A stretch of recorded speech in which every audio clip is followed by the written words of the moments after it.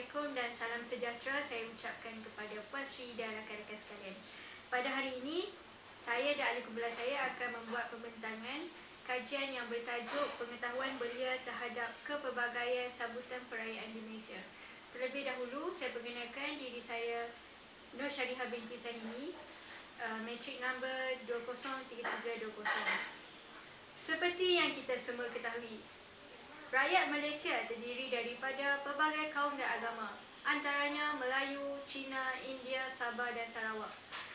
Dengan adanya kaum dan agama yang pelbagai, maka kita dapat melihat variasi perayaan yang diamalkan oleh rakyat Malaysia yang saya kira begitu unik, bukan sahaja di mata kita, bahkan di mata pelancong asing.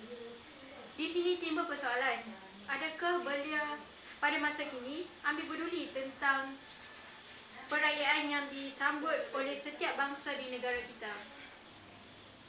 Objektif kajian ini adalah untuk mengenal pasti pengetahuan belia terhadap kepelbagaian kaum dan latar belakang perayaan yang utama di Malaysia. Saya serahkan kepada ahli kumpulan saya yang seterusnya. Assalamualaikum dan selamat sejahtera. Nama saya Siti Aisyah binti Muhammad Azam. Nombor matrik saya ialah 203324 dan saya akan membentangkan tentang metodologi kajian. Metodologi kajian adalah kaedah yang digunakan untuk mengumpul data responden dan perkara yang ditetapkan untuk membuat analisis. Antaranya ialah etnik. Antara perkara yang diambil kira ialah etnik, usia, perayaan dan jumlah responden. Untuk etnik, kami menetapkan etnik Melayu, Cina, India, Kadazan Dusun dan Iban Dayak dan lain-lain. Ini kerana majoriti etnik ini adalah etnik yang majoriti di Malaysia. Kemudian, untuk usia, kami memilih usia di antara umur 18 tahun sehingga 35 tahun. Ini kerana tajuk kami ialah pengetahuan belia terhadap perayaan di Malaysia. Jadi, umur yang kami ambil dan tetapkan ialah berumur 18 tahun hingga 35 tahun, iaitu umur belia.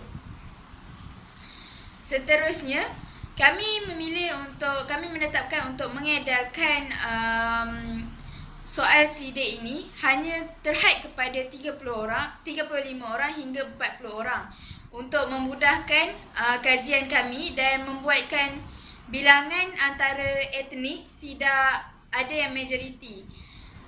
Jadi bilangan antara etnik hampir sama dan seimbang. Akhir sekali ialah perayaan.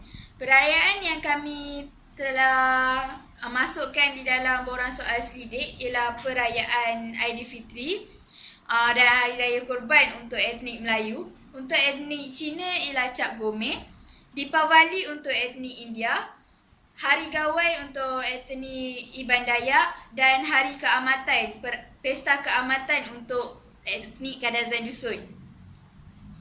Seterusnya, saya ingin menyampaikan tentang dapatan kajian, iaitu bilangan responden berdasarkan jantina dan etnik. Okey, apa yang kami dapat daripada kajian? Kebanyakan responden adalah daripada etnik India, Cina dan Melayu. Ini kerana kenalan daripada pekaji kami sendiri adalah kebanyakannya daripada etnik India, Melayu dan Cina. Dan jumlah yang sedikit daripada Kadazan Dusun, Iban Dayak dan etnik lain-lain. Ini kerana etnik-etnik tersebut tidak ramai yang menuntut di institusi pengajian di Semenanjung Malaysia.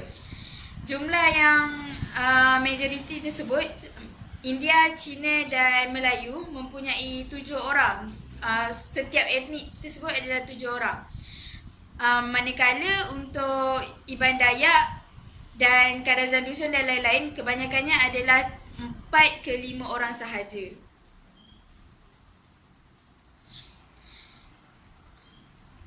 Itu saja, terima kasih. Assalamualaikum, nama saya Nur Izzati binti Rahmat. Nombor matrik saya 204145. Syaratan PAI ini menunjukkan demografi responden mengikut pekerjaan dalam kalangan belia. Majoritinya dalam kalangan pelajar seramai 28 orang kerana faktor utama pengkaji untuk mengkaji responden dalam kalangan belia.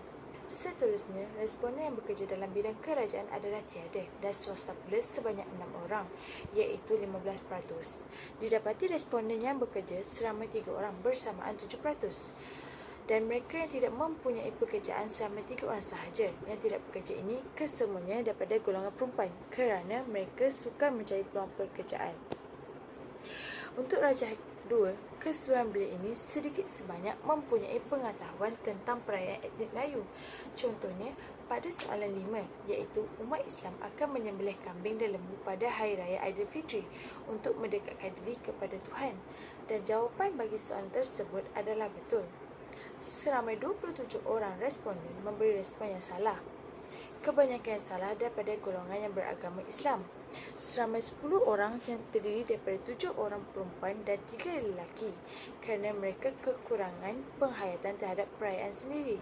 Dan dapat dilihat pada soalan ketiga menunjukkan responden mempunyai pemahaman yang bagus kerana kesemua mereka seramai 40 orang menjawab soalan tersebut dengan betul dan tepat.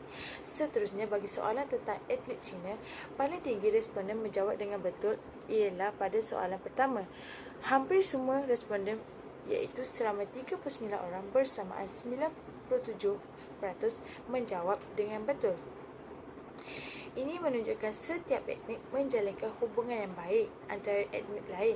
Manakala, soalan kedua pula menunjukkan bilangan tertinggi iaitu seramai 37 orang responden iaitu 92.5% yang menjawab dengan salah.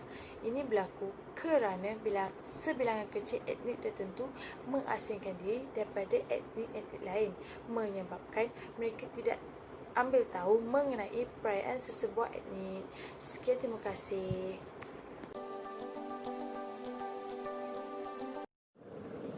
Assalamualaikum warahmatullahi wabarakatuh. Saya Nurul Fazlin Syuhada binti Muhammad Fazli. Nombor matrik saya 202108. Berdasarkan rajah 4, soalan bagi etnik India yang dijawab oleh responden dapat dilihat bahawa pengetahuan belia daripada pelbagai etnik baik terhadap perayaan etnik ini. Majoritinya tepat menjawab soalan ini. Sebagai contoh, bagi soalan kedua, seramai 34 orang responden bersamaan 85% menjawab dengan betul daripada jumlah keseluruhannya. Manakala hanya satu sahaja soalan yang menunjukkan bilangan tertinggi responden menjawab soalan dengan salah, iaitu pada soalan ketiga, iaitu seramai 17 orang dan kebanyakannya daripada golongan etnik Kadazan Dusun dan Iban Dayak. Okey, seterusnya bagi rajah 5, kajian mendapati bahawa kebanyakan responden daripada pelbagai etnik telah menjawab dengan baik tentang perayaan etnik Sabah. Contohnya soalan kelima, jumlah responden yang menjawab dengan betul adalah seramai 36 orang daripada 40 orang responden. Manakala peratusan tertinggi responden yang salah menjawab soalan antara lima soalan tersebut adalah pada soalan keempat, iaitu seramai 9 orang sahaja. Okey, mereka yang salah menjawab soalan ini adalah kerana mereka bukan dari etnik Kadazan Dusun itu sendiri. Dapat saya simpulkan di sini bahawa pengetahuan belia terhadap perayaan etnik di Sabah masih lagi tinggi walaupun ada sesetengah belia sahaja yang kurang mengetahui tentangnya disebabkan faktor tertentu seperti kurangnya pergaulan antara etnik. Okey, seterusnya berdasarkan rajah 6 pula, mereka yang menjawab soalan berkaitan perayaan etnik di Sarawak mempunyai pengetahuan yang agak sederhana. Soalan ketiga paling ketara dapat dilihat tentang kurangnya pengetahuan mereka. Bagi soalan ketiga, iaitu Hari Gawai Dayak adalah musim perayaan berlangsung selama seminggu setiap tahun. Jawapan kepada soalan tersebut adalah salah. Okey, terdapat 28 orang responden yang menjawab dengan betul.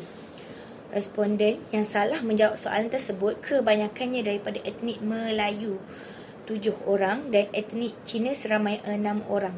Mereka kurang mengetahui tentang perayaan ini kerana faktor kurang pergaulan sesama etnik. Manakala soalan kelima pula menunjukkan responden daripada pelbagai etnik lebih mengetahui tentang acara tradisi dalam Hari Gawai. di Sarawak kerana seramai 36 orang menjawab dengan betul soalan tersebut dan majoritinya daripada responden perempuan, iaitu seramai 25 orang. Okey, sekian, terima kasih. Terlebih dahulu, saya ingin perkenalkan diri saya. Nama saya Chai Yung Sin, nombor matrik 201911. Okey, jadi saya akan menerangkan pengalaman saya mengendalikan tugasan yang dikaitkan dengan kemahiran insaniah. Jadi, pada pendapat anda, adakah penerapan kemahiran insaniah semasa melaksanakan tugasan itu penting? Tepuk tadah tanya selera. Jadi, untuk pandangan saya, kemahiran insaniah ini amat penting terhadap setiap individu untuk melaksanakan tugas maupun dalam kehidupan seharian, tidak mengira berada di mana-mana tempat. Kemahiran insaniah atau dikenali sebagai soft skills merupakan kemahiran generik yang merentasi berbagai domain pembelajaran, merangkumi aspek kepribadian dan kerja berkumpulan. Sedia maklum bahawa kemahiran insaniah ini merangkumi 7 aspek, termasuklah kemahiran komunikasi untuk berbincang sesuatu perkara, pemikiran kritis dan kemahiran untuk menyelesaikan masalah, kemahiran kerja berpasukan, pembelajaran berterusan dan pengurusan maklumat, kemahiran keusahawan, moral dan etika profesional, dan yang last sekali kemahiran kepimpinan. Namun begitu, kemahiran ini tidak boleh diabaikan dan harus dimiliki oleh setiap pelajar. Sebagai contoh, saya telah memperolehi banyak kemahiran insaniah melalui program bakti siswa pada semester ini. Sebagai AJG pelaksanaan pendaftaran, saya ditugaskan untuk memberi sumbangan kepada program tersebut dan memberi kesempatan kepada saya untuk belajar mendekati orang dengan hati yang lebih ikhlas. Selain itu, saya dapat belajar macam mana bekerjasama dalam satu pasukan di mana kita memeras otak antara satu sama lain untuk menyelesaikan setiap tugasan dengan baik dan sempurna. Program-program berbentuk forum dan seminar yang dianjurkan ini mampu melahirkan nilai kemahiran insaniah kepada saya dan kawan-kawan. Selanjutnya, program ini juga dapat meningkatkan perpaduan di kalangan pelajar berbagai kaum yang menyertai seperti Melayu, Cina, India. Hal ini demikian kerana apa yang mereka perolehi adalah satu petanda yang positif. Memperolehi kemahiran insaniah dalam persekitaran pelbagai kaum ini seperti di Malaysia adalah sangat penting sebab secara realitinya masyarakat di Malaysia terpaksa menerima hakikat bahawa mereka kena hidup dalam rang sosial yang terdiri daripada pelbagai kaum. Sudah tentu kemahiran insaniah dalam konteks ini akan membantu meningkatkan tahap perpaduan dalam kalangan masyarakat di Malaysia. Pada dasarnya, program bakti siswa yang telah dilaksanakan di Universiti Putra Malaysia, UPM, telah berjaya meningkatkan kemahiran insaniah pelajar, terutamanya kemahiran-kemahiran seperti berkomunikasi, kepimpinan, kerja berpasukan, serta pemikiran kreatif. Kesimpulannya, saya yakin bahawa setelah melalui program bersebadu ini, kemahiran insaniah dapat diterap lagi bagi kesedaran pelajar. Program-program lain yang bersifat mengukuhkan serta memantapkan lagi kemahiran insaniah juga perlu dilaksanakan agar kemahiran insaniah secara berterusan wujud serta diamalkan oleh setiap individu pelajar. Sekian, terima kasih.